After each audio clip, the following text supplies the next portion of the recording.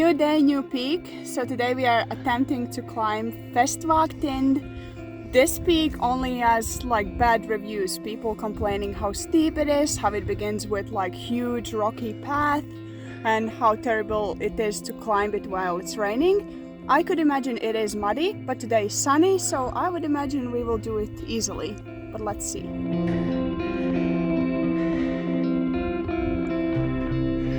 So the Google reviews are right.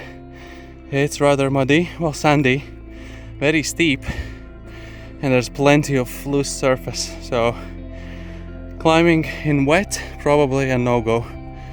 Climbing in a day like this, we're like 20 minutes in, and like the ridge of the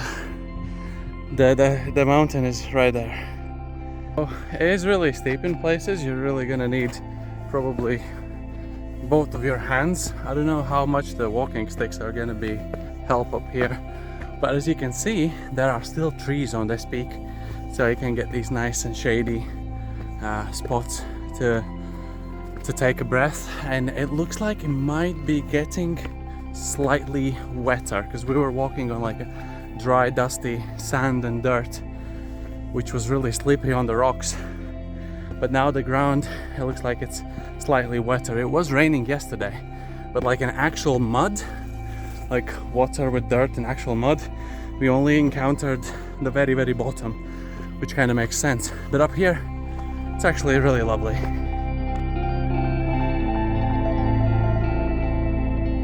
The reviews are right about the fact that the track itself isn't marked, but there are signs every once in a while.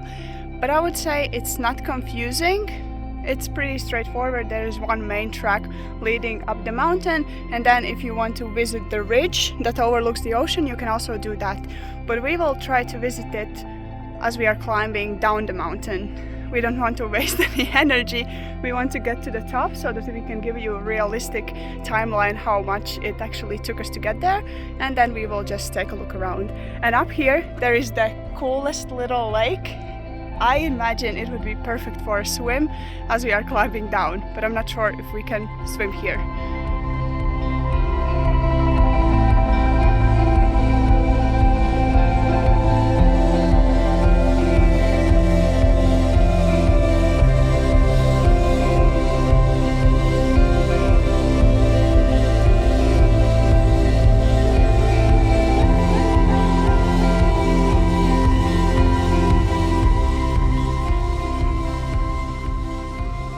We are as close to the top as you can be, and we have spent around hour and 31, of which was like 10 minutes of drone filming, so around hour and 20 in.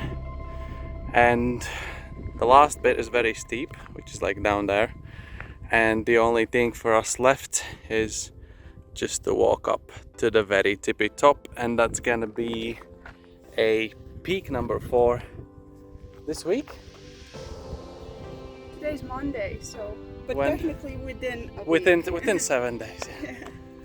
Oh, it's so much better than yesterday. Again, I can't stress enough, the steps, like stair type steps, is just the worst you can have. This was very steep, yes, but here we are, and I feel so much better than yesterday.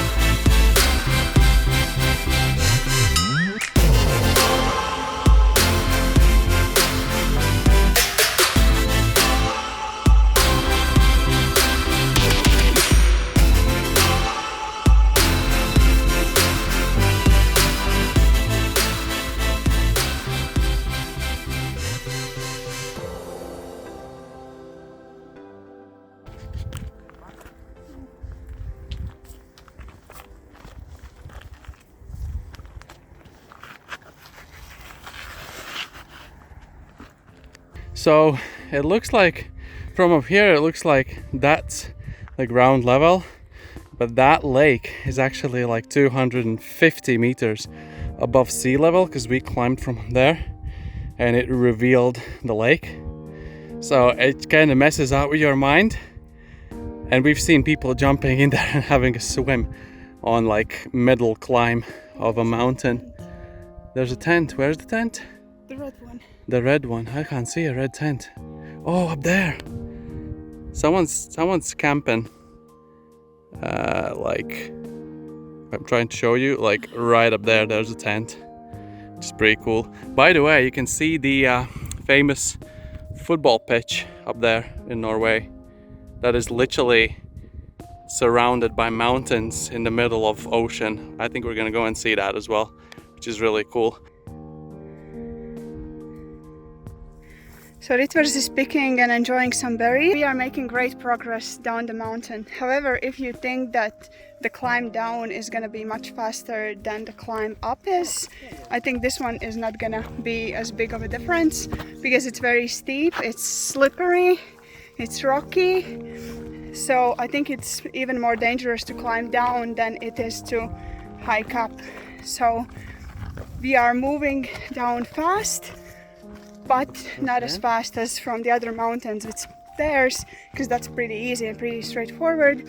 Well, this one is gonna be a bit more tricky.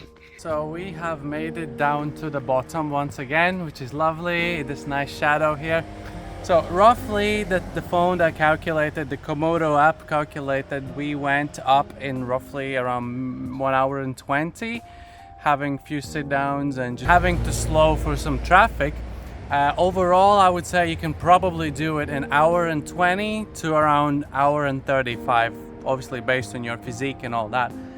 Coming down, we really didn't stop. The very beginning was slightly off, like a B road, if you want to call it like that. We came down in 59 minutes, so an hour. I would say you could probably do 50 or 55. We encountered quite a bit of traffic coming down. People with kids and things like that. As I said, barely stopped. So yeah, about 1.5 hours up and 1 hour down. How did you like it? It was good. I like the area with the lake up on top. Like, it just messes with your mind. You can see the lake, and then in the distance you can see the ocean, and it's like 250 meters below. It's just weird. Nice.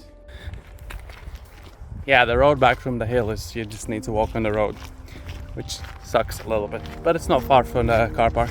So if you are wondering whether it's worth coming on this hike as well, if you have climbed, let's say, Sagla and also Fløya that we did yesterday, this one is also worth it, because the view is again totally different from what we had before. I really love how the city, Henningsvær, looks from up the mountain. It's like really cool. It consists of many smaller islands, and they are all connected by bridges, and there's also like 3 bridges coming from one spot, so it looks really cool, and the water is like super green. Yeah, again, something unique for this hike as well.